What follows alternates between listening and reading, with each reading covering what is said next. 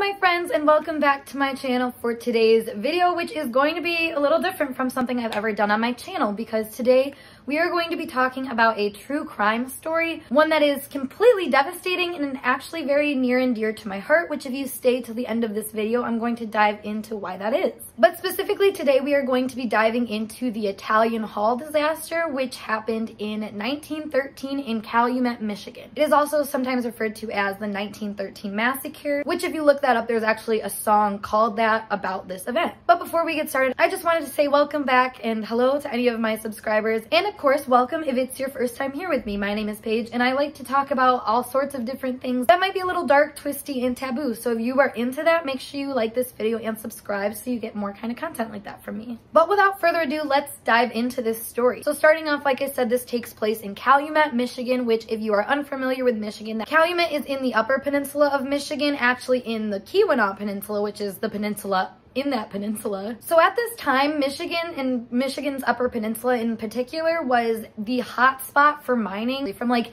1880 until about the 1920s or 30s. The UP of Michigan was literally one of the biggest places to find copper in the entire world. That being said, towns like Calumet, Michigan were really big pulls for immigrants that were specifically looking to work in the mining industry, since mining jobs typically didn't require you or really matter if you spoke English. Now, the reason we're talking about miners and mining is because on December 24th, 1913, aka on Christmas Eve, a large group of miners and their families decided to throw a large party in the Italian Hall upstairs on the second floor. Now, it's also important to note that at this time, they were about 5 months into a union strike where a ton of miners were standing up for getting better wages and better working conditions. Because if you are not familiar with the kind of work that miners have to do, it is extremely, extremely dangerous, and it was very, very common for these people to be paid very minimally for extremely, extremely devastating kind of conditions that they were in. I mean, it was very common for people to die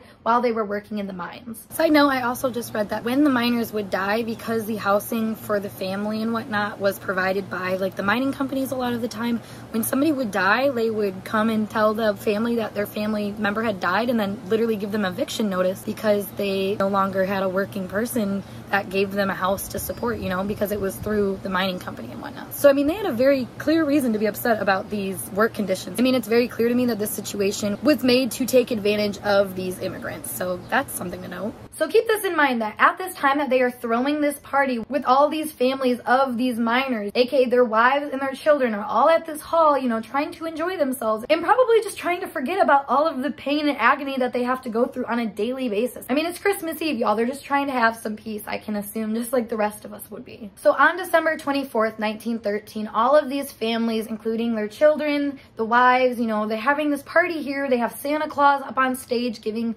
children gifts. I mean, it sounds like this party was intended to be a very good time. Now, to get upstairs or downstairs from the top of this hall, you could only reach it through this one steep staircase. So steep, in fact, it's actually no longer legal to make staircases like this. And then apparently they had a few very poorly marked emergency exits, like fire escapes, that you would literally have to jump out of a window to gain access to. So all those little details aside, people are just having this party, this Christmas party, kids are getting presents, when somebody decides to call out the word fire. Now, granted, in this hall, there is a ton of people that don't speak English. However, somebody originally speaks out in English saying fire, which eventually starts to pick up by word of mouth, you know, through people that understand and can translate it to other people, the word fire, in different languages. Obviously, if you're calling the word fire, panic is going to arise. I mean, nobody is going to feel comfortable in a building with a bunch of people and somebody yelling fire. Clearly, you want to get out of there. So what do all these people do? They head to the exit. This is where the story takes a devastating turn, because as all of these people head down to the exit, it's noted that somebody must have fallen down the staircase and started some kind of backup, which ended up making a huge backup of people trying to get down these staircases to get out of this building, and apparently the doors just weren't opening. Now, the fire department was called pretty quickly and they arrived at the scene pretty quickly, but when they arrived, they could open up the doors to get into the hall, but because there was so many people trying to get down these stairs, it was impossible for them to try to help the people from the actual bottom of the stairs. So they had to go around up through the top of the fire fire escape to come down and start grabbing people from the top of where they were coming down the stairs. To give you guys a full imagery, as sad as it is, of what was happening here, these people were going down this hallway, which I'm assuming was a very small hallway. I mean, it's just a stairwell essentially. So to have so many people just feeling panicked, just trying to get out all at once, basically everybody ended up packing into this stairwell like sardines, to the point where people were being crushed and suffocated at the bottom of the stairs because there was all this momentum coming from the top, pushing people down even when they were already down and they couldn't get back up. This resulted in 73 people being either crushed by the stampede or suffocated, and 59 of those victims were children, with the youngest only being 2 years old. Incredibly important to note here is that there was never a fire. Somebody blatantly lied and screamed the words fire to instill panic in this group of people, and led to some of the most devastating results that I don't think they would have even guessed would have happened. So we need to dive into what happened, because there's a lot of interesting debate about what really went on to cause such a tragic event to occur. And this is one of the biggest stampedes that has literally ever happened in this world history. Now, one of the biggest things that people talk about when you talk about the Italian Hall disaster is the rumor that the doors actually opened inward instead of outwards. AKA, when all these people were getting to the bottom of the stairs, they were trying to open the doors towards them, which caused all the people trying to come at them to have conflict of interest. Obviously, they're trying to move backwards while people are trying to come forward, causing that kind of ruckus. However, as I've looked into it, I've seen that that's actually been disproven by actual blueprints of what this building looked like at that time. So I'm not 100% sure how valid that is, but that was honestly how I learned the story to begin with. However, after looking through the aftermath of this and how witnesses were treated and whatnot, I have some speculations. They did call witnesses to testify after this event happened. However, it was really kind of clear to people that this wasn't a story that people were taking seriously, and it was most likely because of the war that they were having with union workers versus like anti-union workers. So they call all these witnesses to testify, but like I said, since a lot of these people weren't able to speak English and they also weren't offered translators, a lot of these witnesses were never called back for any kind of follow-up questions, and it's actually said that a lot of people that were witnesses were actually not even there at this event. It's just pretty evident to me that the Copper Country police and just the people involved didn't really see the maliciousness behind this act, which I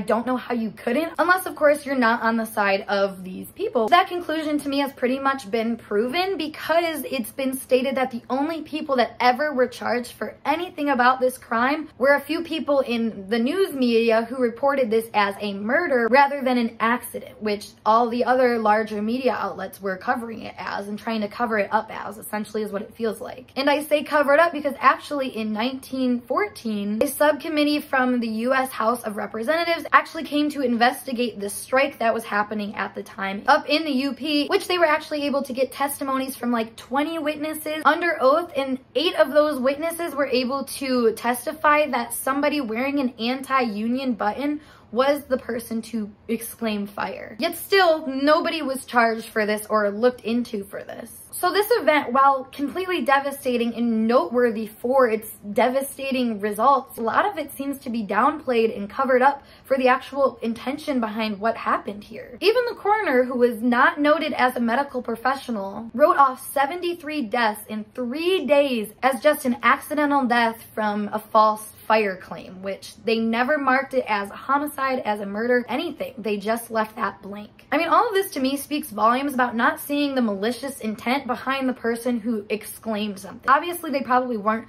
trying to kill all these people. Like, who would expect that? I mean, that's a really extreme conclusion to make from doing something that seems kind of harmless, I guess, but is it even harmless? Like, what kind of response are you gonna invoke from people other than trying to ruin a Christmas party by yelling that word, you know? Another interesting side note is I read that this is actually one of the reasons why you're not allowed to scream the words fire in a crowded place, because of things like this.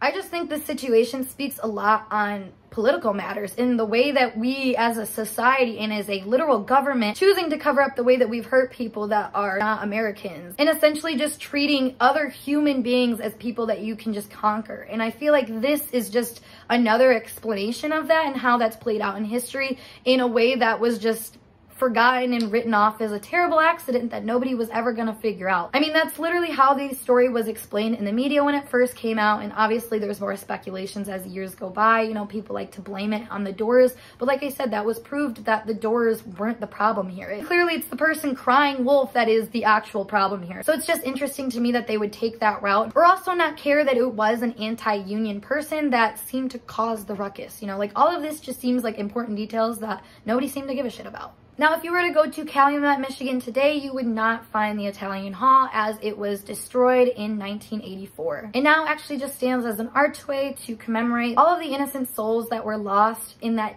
devastating tragedy, which I've actually got to personally check out, and it's just, there's a feeling that you get there, that I at least got there, that was just, it was evident that something devastating happened there. I mean, if you've ever been to a place like that, you know exactly what I mean. Like, there's just this really ominous feeling. Now, diving into why this is such a personal story for me and why I've always connected with it is actually because I had somewhat of like a precognitive dream about it. It's not precognitive because it wouldn't have happened in the future, it would have happened in the past, but basically I had a dream that I was in this event. This is one of the first really vivid dreams that I remember having when I was younger. Like, I was maybe like 6 or 7 when I had this dream, but essentially I just remember being in this hall, and I remember holding on to somebody's hand who got stampeded as I was like trying to get them out. And in my dream, I just will never forget looking down and seeing me holding on to a person's hand while their body was no longer attached to it because they were stampeded. And I remember looking down, and I remember the feelings, I remember the people, like the environment, like the energy was so weird, and that has stuck with me for my entire life. Like, the imagery will never get out of my head. And I remember learning about this Italian Hall disaster and just the energy of this incident and just being so shook to my core, because I was like, I remember this. I don't know why I remember this, but I do.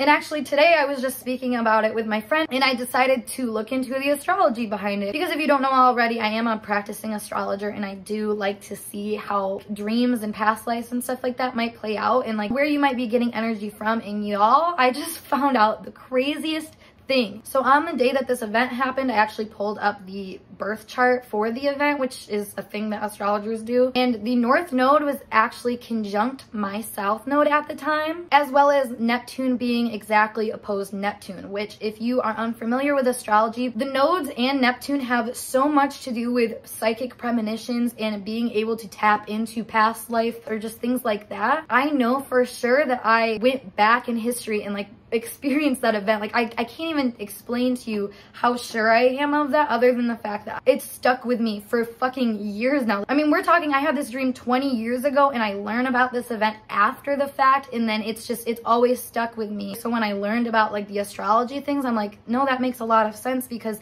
I did learn about this event in my dreams before I learned about it in real life. And then years later, to actually physically go to that place and experience that energy, I mean, this story really means a lot to me because of this weird spiritual dream experience that I had going through the event, basically, which, if you've ever experienced that with any kind of like historical era or event, let me know in the comments below, because it's actually a lot more common than people, I feel like, talk about, because it's hard to say I went into the past and experienced this to a lot of people. I feel like they'd be kind of confused by that. But honestly, I'm seeing that it's possible, and looking deeper into the astrology behind this proved that to me even more. So that's kind of why I wanted to share that with you guys today, because this has always been something that has just been on the back of my mind. I mean, I've known this story for years. I was born and raised in Michigan, and I am a Yooper girl till I die. So my heart and soul very much goes out to these people and to this story. But yeah, in conclusion, that is my little tale about the Italian Hall disaster. So if you guys learned something and liked my take on telling you this little true crime story, make sure you give this video a thumbs up. And like I said, subscribe to my channel. And comment down below if you want to see more of little things like this, where I can also talk more about like dream stuff that I've had, also if you want to hear about that. But otherwise, I'm going to skedaddle. Make sure you check me out on other social medias, link down below as always. Otherwise, I will see you guys in a later video. Peace.